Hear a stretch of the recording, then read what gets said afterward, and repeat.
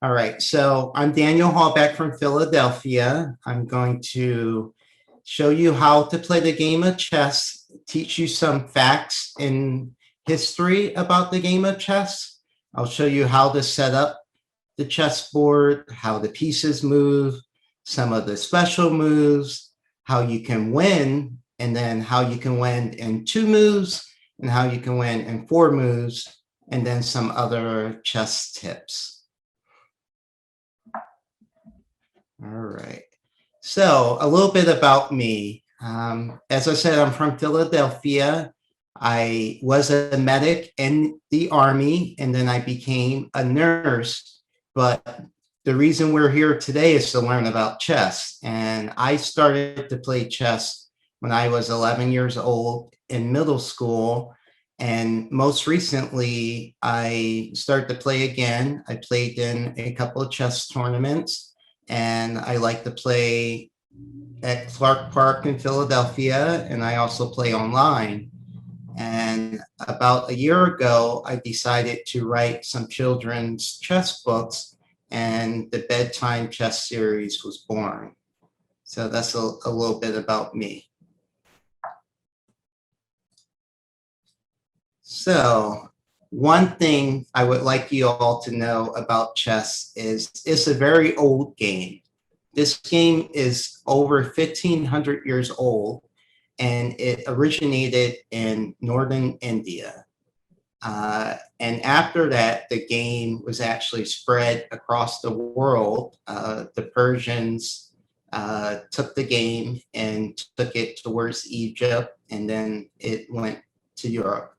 So let me ask you guys, just real quick, 1,500 years ago, what year would that have been? If you take at, this is 2021, 1,500 years ago, what year would it have been? So 521. So 521 AD. That's a lot of years. And just out of curiosity, anybody know where Persia would be as of today? That's a rough one. So to let you know, Persia today would be located in Iran. That's kind of that area.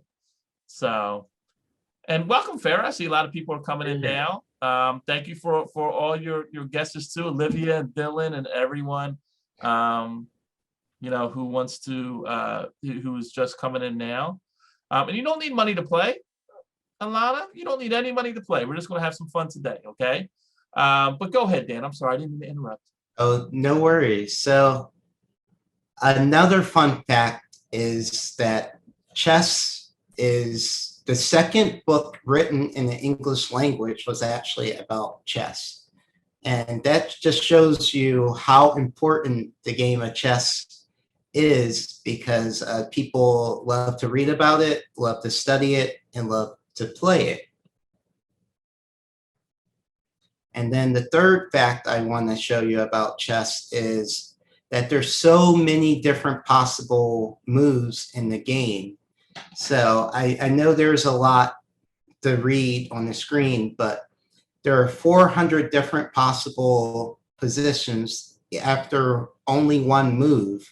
And there's over 72,000 different positions after 2 moves. And after 3 moves, there's over 9 million different possibilities.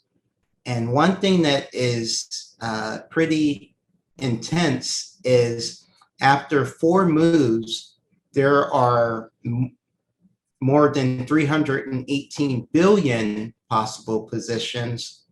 And after 40 moves, there's more possibilities than there are electrons in the universe. So that's a very big number of possible chess moves. Basically, no 2 games are ever the same. And Riga chess is a little like checkers. It's a little bit more advanced, but it uses a very similar board. Yes. So you'll see as we go through the presentation that sometimes you may want to start with a certain move. But as the game goes along, there's different strategies. So you may make a different move than your friend would make, or a different move than your sibling would make. And so then you end up with a completely different game each time you play. All right, so now I want to get into how you set up the chessboard. So there are 64 squares on the chessboard. You have 8 columns and 8 rows. So there's 32 of the light squares, and there are 32 of the dark squares. When you set up the chessboard, you want to make sure that there is a light colored square in the bottom right-hand corner. So that means when you look at the board, in the bottom corner, there should be a light square. Now, what are these letters and numbers? The letters and numbers are there so you can write down your chess moves so that you can go back later and study or practice your game over again to try to get better at playing the game. Now, one interesting thing too, several years ago, so we're going back before Google and the internet. As you mentioned, the game is over 1,500 years old. What people would do to kind of play with someone that lived further away is they would actually mail their moves to each other. So if you're ever watching an old movie or a TV show and you see somebody have their board set up and they look, oh, I'm going to move my rook to C7, then they're able to keep track of how the game's going, and they monitor their moves as well. You know, kind of like if you play Call of Duty and it shows how many bullets you fired off. Yeah, I have heard of Bobby Fischer, Xavier. Oh, so someone's a Bobby Fischer fan. Look at that. Bobby Fischer is like the LeBron James of chess, for anyone who doesn't know. You know, so very interesting that you brought that up. But yeah, people used to play. That was their way of kind of playing online, but it wasn't nearly as fast. And that's why it's so important to have your chessboard set up properly. Yes. So when you set up the chessboard, each team starts with 16 pieces. You start with 8 pawns, 2 rooks, 2 knights, 2 bishops, a king, and a queen.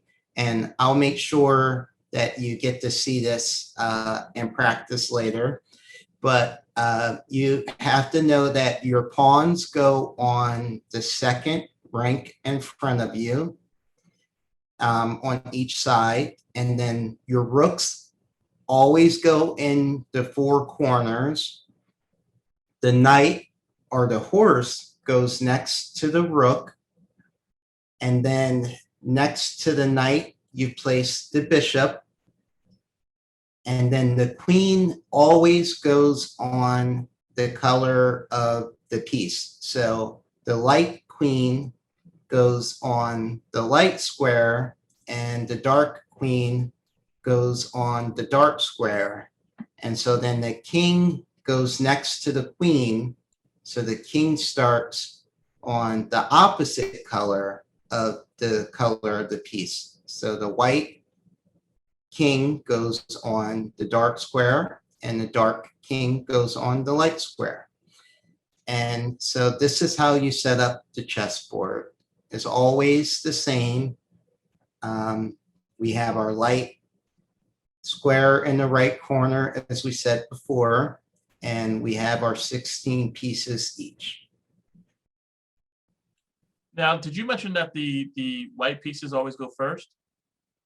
No, I did not, but that's a good point. So the white pieces always goes first, which is the way the game has always been. So to decide on who gets to be the white piece, there's a couple different things you can do. You could flip a coin and have someone called heads or tails, or you may see people take one of each piece, a light pawn and a dark pawn, and then they'll put the pieces behind their hand, behind their back, and then they'll hold them out. And so you pick this piece, then that's the color you would be. But if you pick this piece, you would be white, and then you would go first. So very excellent. All right. So now I want to go into how to move the king. But before we get into how the king moves, I want to tell you that the king is the most important piece in the game.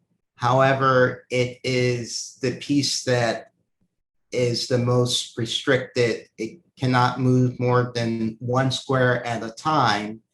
And the goal of the game is to keep your king safe and attack your opponent's king. So what you see on the screen here, it almost looks like the two kings are dancing, but they move one square at a time in any direction. So they can move up, down, left, right, or on a diagonal one square. But there is one thing you should know is that two kings cannot be on squares next to each other because that would be placing each other into what we call check. And we'll go into that. But so as you watch the kings move around, you'll see that one square at a time, and they don't get very far very fast. Now, someone mentioned that the king was the weakest member of the board. And someone else, as we get to it, said that about the queen being the strongest person on the board, which we'll talk about, right? Yes. Awesome. So whoever said that is So make sure I shouted you out. That's a good setup. So the next piece is the queen. And the queen is the most powerful piece on the board. Now, I know I heard that some of you had a class about worker bees and queen bees and how the queen was not very active and all of the male bees were the worker bees. Well, in chess, the queen is very powerful, like the queen bee, but she also moves around the board in almost any direction and as far as she wants. So the queen can move anywhere from 1 to 7 squares at a time in a straight line or on a diagonal. If your own piece is in your way, you can't move through your own piece. But if your opponent's piece is in your way, you can capture or take their piece, and then you take over that square. So that's what you see at the end there after the queens are dancing around. It gets to the point where the white queen will take the black queen, and that places the black king in check. So then the black king moves. So the kings can't, hurt each other, but the queens can. Is that right? That is correct. That's a very good way of putting it. And Wafik had a very good question. So he had heard that if your pawn meets the other end of the board, then you can bring a piece back, almost like dodgeball. Is that right? Yes, and that's one of the things we were going to cover. So that's excellent. I love that you know that. If your pawn makes it to the other side, they get to choose to be, they can be a queen, a knight, a bishop, or a rook. But normally you would choose to be a queen because it's the most powerful piece. So that is one of the things that people try to do is get their pawn to their opponent's side of the board. And if they get all the way to the top, they get to turn into a queen. So the next piece is the rook. Now, you may hear the rook also called the castle because it is a piece that is protecting of the king, and it also looks like a castle. So you can call it the rook, but you also can call it the castle as well. And the rook, as I said, starts in the corner squares of the game, and they move in a straight line. So they can move 1 to 7 squares forward or 1 to 7 squares to the left or right. They cannot go through their own piece, but if their opponent's piece is in the way, they can take it. And what you see on the screen as that the pieces are dancing around is at the end, the white rook is actually attacking the black king, and that is checkmate. And we'll go more into that later, but that is what you want to do. You want to keep your king safe and attack your opponent's king.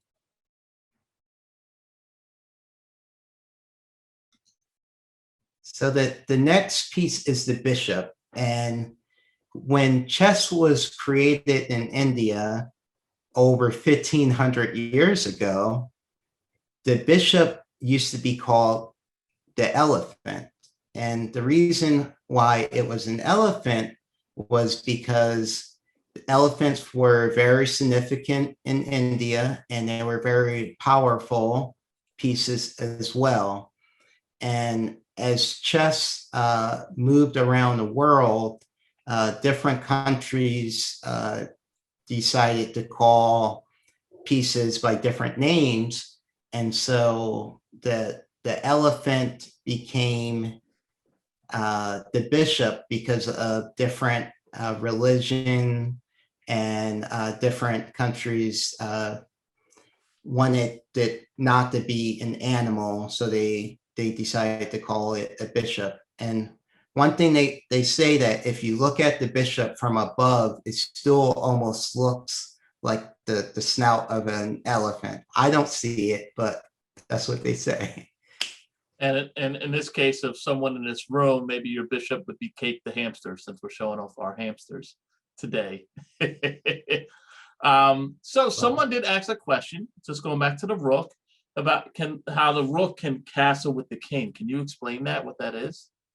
Yes, so I love the questions. That is one of the special moves that we have. So when you're playing the game, there's a move in which you get to move your king and the rook on the same turn. Now, the king cannot have moved and the rook cannot have moved. And what you do is, and I'll show it when the slide comes up, you move your king 2 squares towards the rook, and then the rook moves on the opposite side of the king. So I will be showing that. It's a good way to help keep your king safe, is to castle. So that's an excellent question, and we'll cover that. Good job, Piper. So the next piece is the knight, which is still called the horse in certain countries. And, you know, obviously it looks like a horse. And so the knight's a special piece because it's the only piece in the game of chess that can hop over other pieces. So it can hop over its own piece, or it can hop over the opponent's piece. And so as you see the animation, this knight may go up and over the king, and then it is the most fun piece because it hops around. But what it's actually doing is it moves forward 1 or 2 squares and then to the left. So it's always 3 total squares, but it's either up and 2 to the left, or down 1 and 2 to the right. So there's 8 possible moves for the knight, and they move in what we call an L shape. So it's always 1 in one direction and 2 in another. So you get the nice L shape. And it's very fun playing with the knights because they do get to hop around. And one nice thing about them is they can protect one another really well when they're in a L pattern together, like you see here. So they're a lot of fun. They say it's a lot of fun horsing around.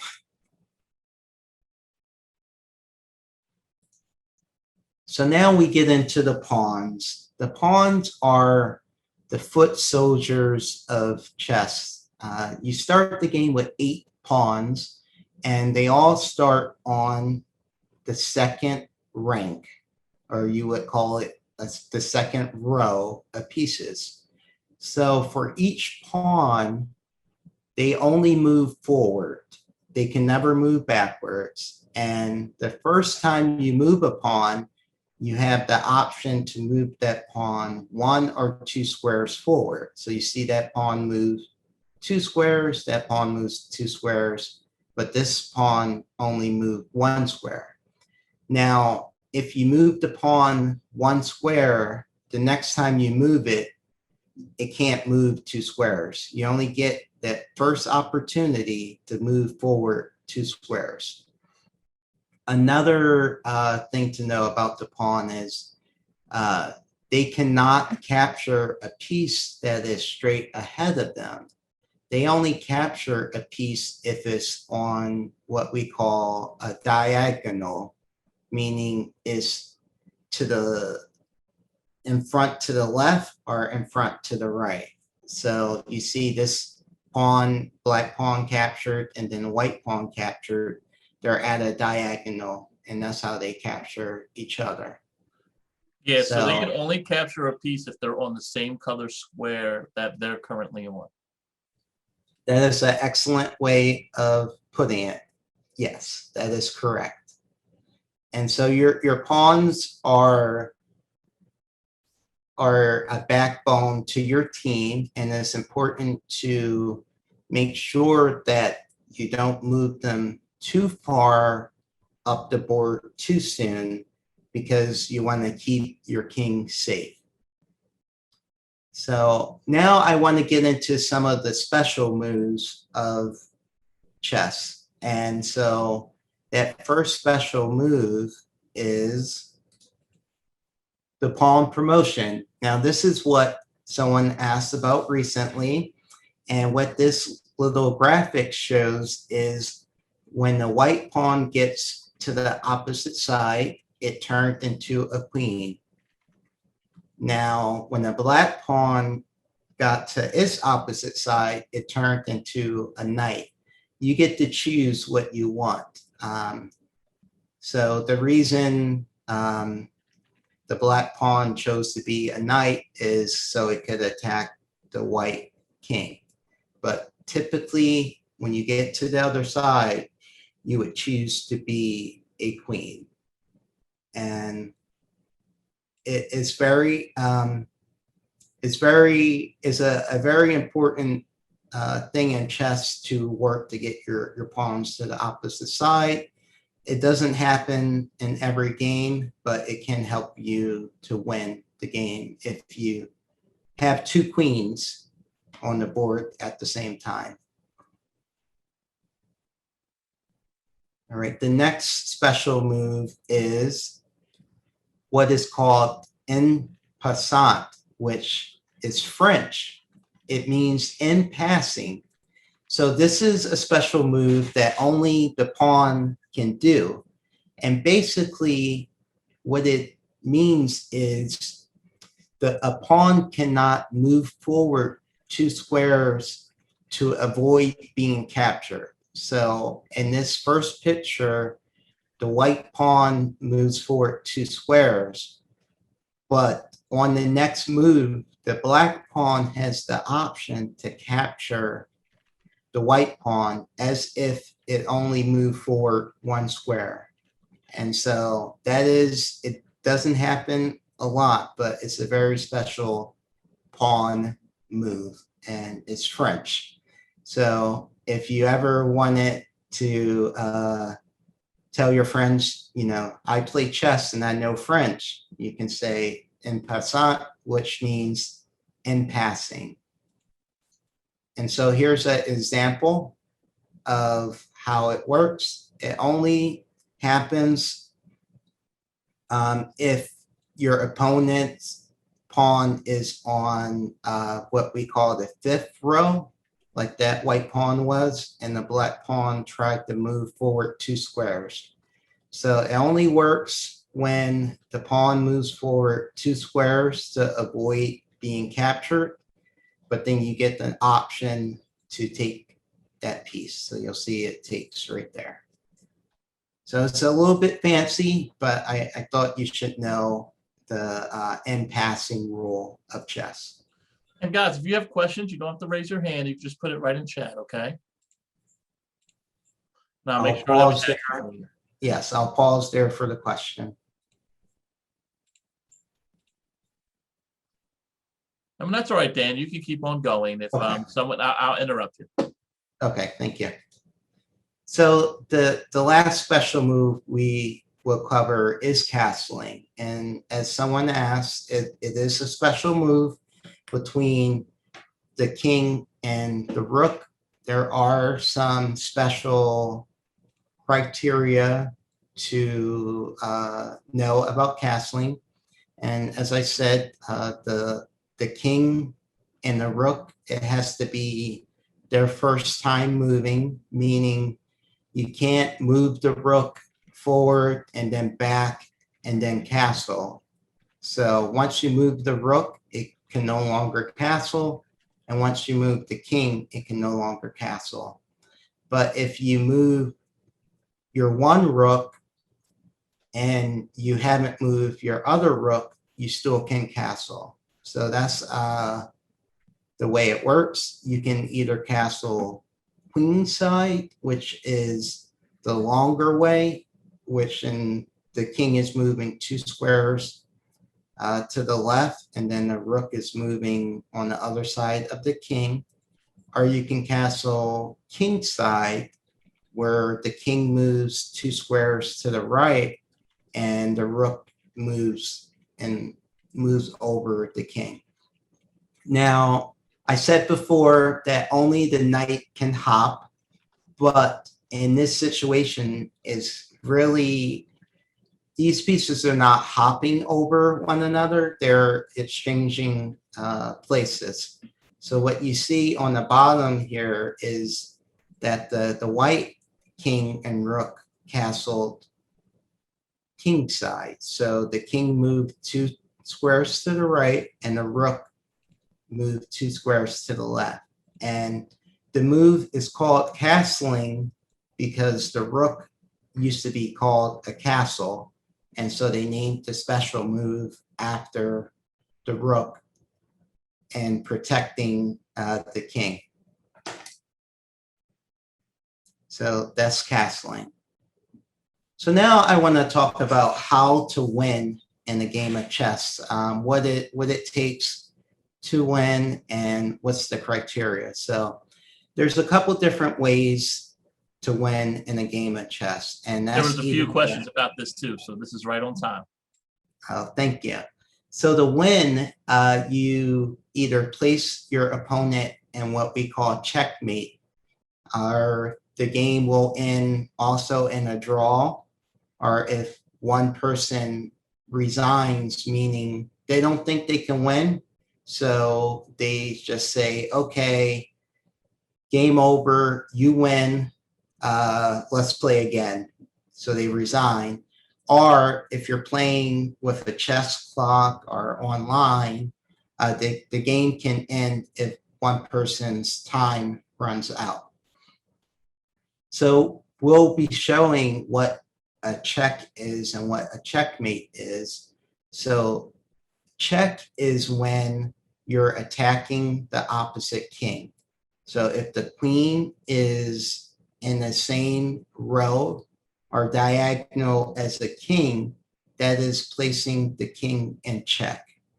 Now, the king has to move out of check on the next turn.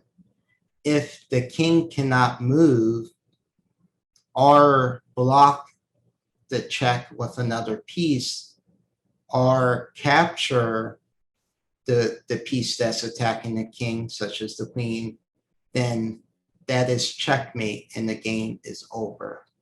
So when someone places you in check, you have to either move your king, you have to block their path, or you have to capture the piece that they are attacking you with. And I But want to you let you cannot know, especially capture. I know there's a couple people such as Paul that have their board up. We're going to show you some moves, the way to beat people really quickly too. And I think that's the most fun thing. So you can, if you're playing your parents, Mr. Hallback is going to show us some moves of how you can beat people in like 4 moves and 2 moves. So if you have your boards out, just be ready for that as well, which will be coming up in a minute.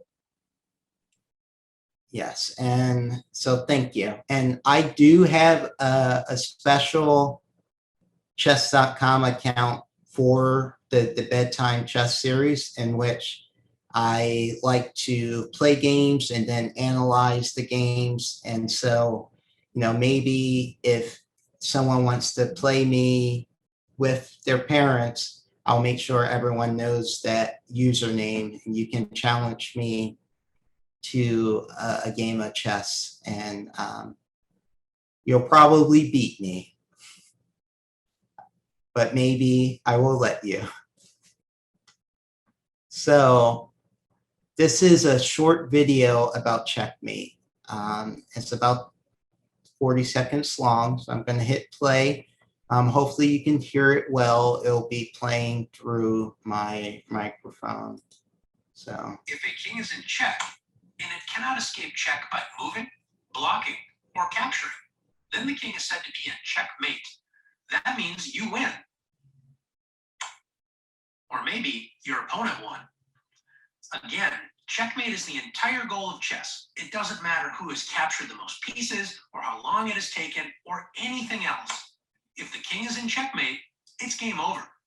Once the king is in checkmate, you don't have to take the king off the board. It's time to shake hands and say, good game. Now, king is in checkmate.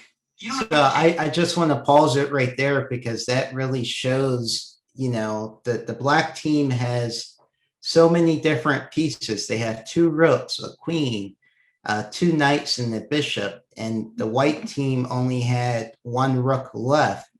But when it was white turn to move, they moved to F8. And so now they're attacking the black king, and the black king cannot move out of check, and none of their pieces can block. So despite not having many pieces, the white team actually wins this game because they place the other team in checkmate. So this graphic right here is what some people like to call fool's mate. It is a 2-move checkmate, and you can only win in 2 moves if you're playing as black, and you can win in 3 or 4 moves if you're playing as white. And so what happens here is, sometimes you may decide to move your pawns forward, but what happens is, if white moves the F pawn and then the G pawn 2 squares, the black queen can now place the king into check, and the king has nowhere to move. It cannot move to F2 because it will still be in check, and none of their pieces can block it. So that makes it a 2-move checkmate. So And if your parents say you can't play video games until you play me in chess, boom, get it done in 2 moves and get right back to your video games. that's right. So there is a 4-move checkmate, which I would like to show you. And there's a short video overview. And this one takes a little bit more of effort, and your opponent has to work with you to make this one happen too. Hi, Coach Ross here with Chess NYC, and today I'm going to be talking to you about the 4-move checkmate, also known as the Scholar's Mate. So the Scholar's Mate is an opening, also known as a form of checkmate, that is going to focus your attack on Black's weak f7 square. So here it goes. White opens with e4. White opens with e4, allowing for the development of both their queen and their bishop. Black's most popular response to e4 is playing e5. Now, after the e4, e5 opening, White can go in either development with the bishop or with the queen. But remember, we're focusing our attack on the weak f7 square. So in this particular opening, I will open up with the bishop to c4. As you can notice, the bishop is directly looking at the weak f7 square, putting pressure on that pawn. Black develops the knight, and now is when we activate the queen. As you can see, the bishop is already looking at the f7 square, and now we're going to move the queen to one of two positions that can also look at or attack the f7 square. The queen can be activated to h5, and as you see, the queen is now threatening the f7 square, or we can also activate the queen to f3. In both these positions, the queen and the bishop are both looking at f7. Now, if Black is not careful, and Black makes a normal developing move or controlling the center, White can simply play queen takes pawn, and as simple as that, the game is over. So let's look at it once again. The form of checkmate is known as the Scholar's Mate, and it's the idea of attacking the weak f7 square. This square is considered the weak f7 square because this pawn, or f7, is only protected by the opponent's king. In order to successfully attack the weak f7 square, we're going to activate both our queen and our bishop. We're going to play e4, opening up the queen and the bishop. Black responds to center.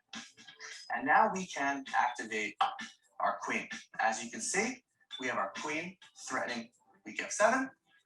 Black continues with the development. And now we need our second piece to attack f7. Currently, we have the queen threatening f7, and now we're going to activate our bishop, which is also looking at the weak f7 square. After Black continues with their development, once again, queen takes pawn, checkmate. So for everybody that's looking to win a chess game very quickly and to beat their mom or dad or friend and be one of the top chess players in their school, the Scholar's Mate is the way to go. So I have a question for everybody in the room. Well, first and foremost, I want to ask Mr. Hallback. Someone asked, can the king take another piece? Is the king able to take somebody's piece? Yes, the king can capture another piece as long as it's not another king. So it can capture any of the other pieces. So we just saw two examples of how to play a game of chess where we could end the game like under 5 minutes, really, really quickly. Does anybody want to take a guess how long the longest chess game took?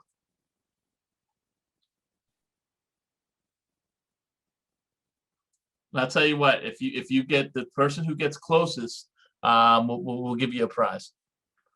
5 hours, 3 days, 10, 20 minutes, 38 days. I will say it was less than 1 day. This is kind of, you know, like playing face to face. So it's not like the mail thing I was talking about. So this is if someone was playing and they were sitting in a chair with somebody else. 6 hours, 12 hours. Any more guesses? 13, 6, 18, 17, 21. So I'll tell you what, Amarellis, or no, it was Paul. Paul, you were the closest. The longest game on record happened in 1985, and it was over 20 hours long, and it took 269 moves. I can't even sit still for 45 minutes. I can't believe sitting with somebody and playing for over 20 hours straight. That's crazy. So I just thought that, thank you, everybody who is now typing in 20 hours. No, you already got the answer. But all right. Mr. Hallback, please continue. Yes, so thank you. I think my longest game was around 3 hours in the tournament, and I was so tired after that. Oops. So now it's quiz time. I know it's summertime and no one expected a quiz, but I wanted to ask you some questions about the game of chess, and there will be some prizes. So what I will be giving away is some of the copies of the bedtime chess book. So I have the bedtime chess pawn book. I have the Knight book. I have the Bishop book. And if you're holding them up to the screen, just a fair reminder, Mr. Hallback, that you are sharing your screen so we can't see your camera. Oh, that is true. So you can't see my camera. I'll show them at the end. So here's the quiz. How many squares are on a chessboard? And you can just type in your answers. There's more than 3 squares. 64. There we go, Piper. Great job. All right. The answer was 64. Great job. How many pieces does each player have at the start of the game? All right, Mr. Singh. And I'm sorry, everybody went so fast. So many people got the answer right. That's awesome. Gorneman, I want to say if I'm saying your name wrong, please correct me. I apologize. But you and your brother were the ones that got it right first with 16. Correct. How many pawns does a player have at the start of a game? 8. Good job. A lot of people got 8. Good job, everyone. Desiree, Wafik, you guys all are awesome. Great job. How many spaces is the king permitted to move At one time. at one time? 1. All right. Good job, Xavier. Amarellis, Brennan. Guys are doing great. Which piece on the chess game board moves in an L-shaped pattern? The Knight. Great job, guys. Oh, wow. You guys all paid attention. It's the knight. What is another name for the castle?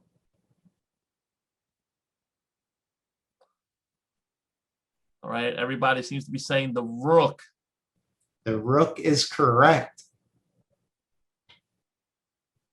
Which piece must move diagonally to capture another piece? It's almost a trick question. Well, technically, the bishop. Yeah. The elephant, the pawn. I think all of them are correct, right? Yes, so it is the bishop and the pawn. It says which piece must move, so it's either the bishop or the pawn. So we're looking for the pawn, but they're both correct. All right. So I didn't cover this one, so I'm curious to see if anyone knows what is a stalemate. We covered it in chat, though. What is a stalemate? What else can you call a stalemate?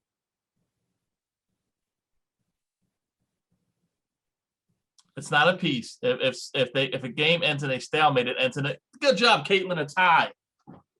Yes, it is a tie in which one player does not have a legal move.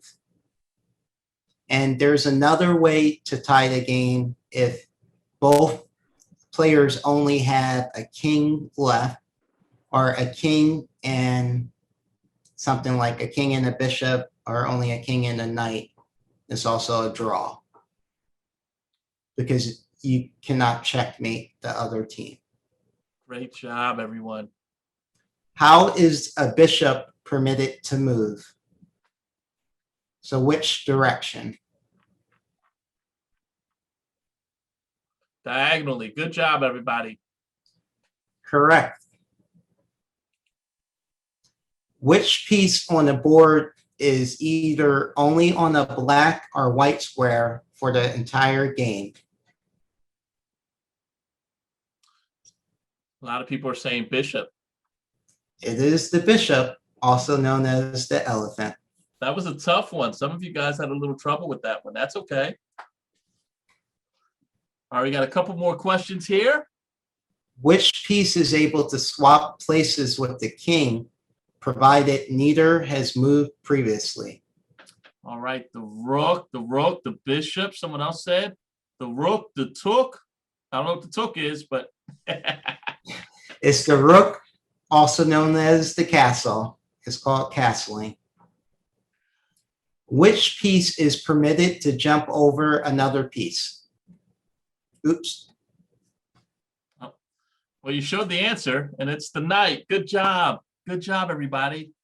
It's the knight. Which piece can only move in a forward direction? A lot of people are saying the pawn.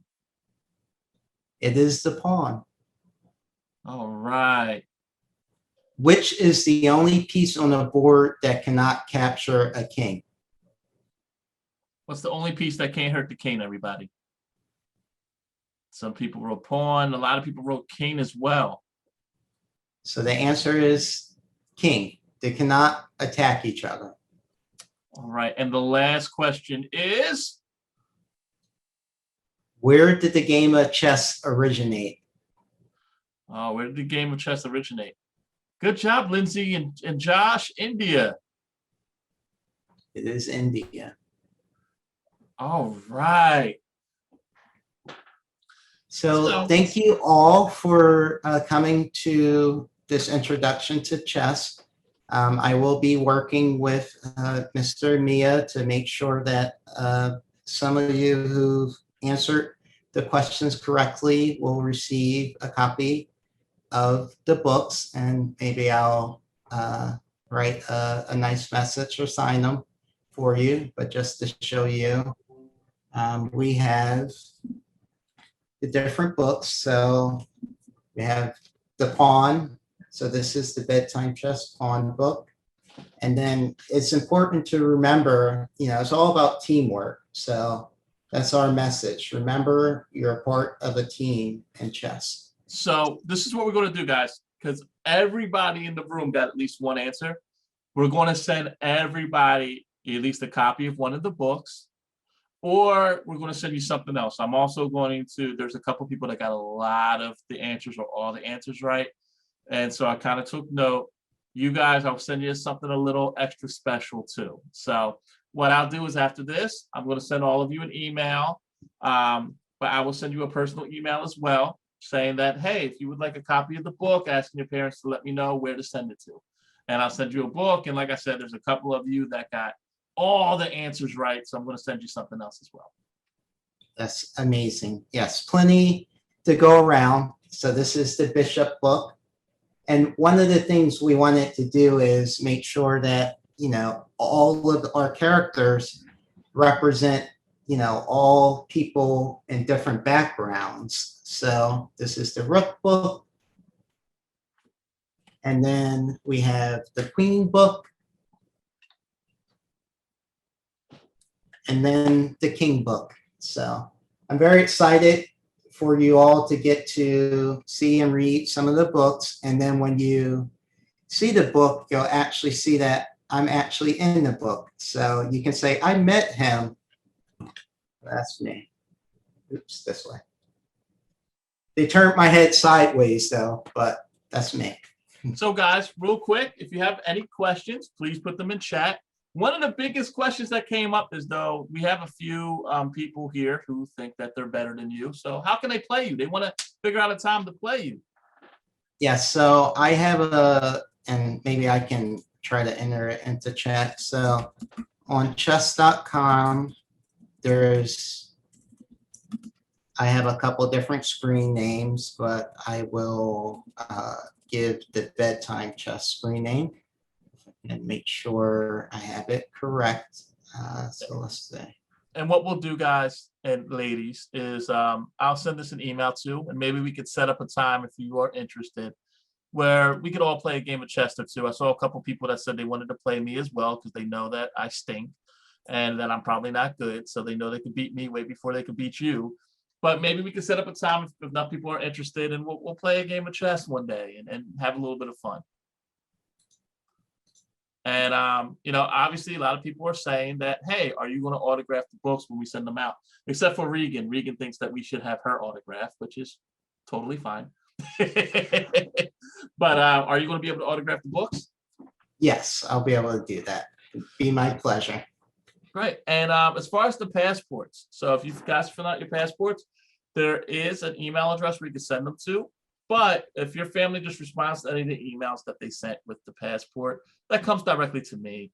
I'll make sure you guys get a prize, and I'll make sure that we send you off something too. No problem. Okay. Any other questions that you have for Mr. Hallback or about chess or about anything else? If not, I will just talk to you a little bit about what you can expect the rest of the week, and we can keep it moving.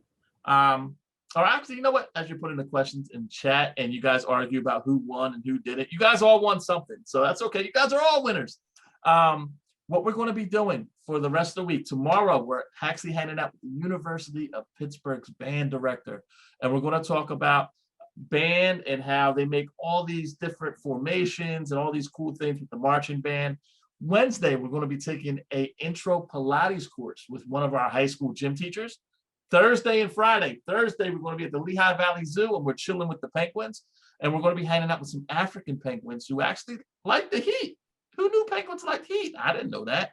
But we're going to be able to feed the penguins. Well, we'll watch them feed the penguins. I'm not going to have you put a fish to the screen.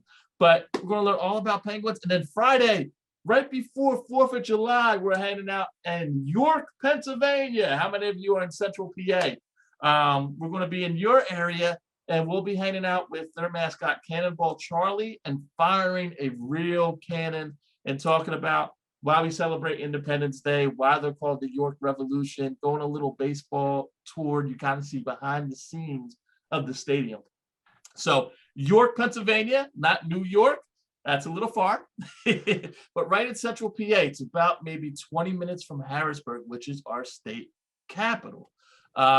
So it's going to be a ton of fun. If you guys haven't signed up, you can kind of sign up for it and check us out. And we'll have a bunch of other stuff throughout the summer. So guys, I will be writing you an email, making sure that if you guys want your prize, that your family gives me an address to send it to you. Everyone else, your birthday is July 4th. That's awesome. Anybody else have July birthdays? My birthday's in July too. So, and Mr. Hallback, don't you have a birthday coming up? Oh, I was June 6th. So, all right, your birthday passed. So he's that's okay. June birthdays are okay, but July birthdays are great. Yeah, see, Regan, your brother's July 25th, and I bet your brother's awesome too, isn't he? And Brendan, your birthday's the 25th as well. Look at that. My birthday's July 13th. So super excited. But guys, I will see you all tomorrow. I hope you had fun. I hope everyone had a good time and learned a little bit about chess. And I'll be happy to send you some stuff too. And I didn't know you were Regan's brother, Brendan. Good to know. But I hope you guys have a safe day, and you can continue writing questions in chat if you want. But if not, I'll see you tomorrow, okay? Bye, y'all. I see the chessboard. Bye, everyone.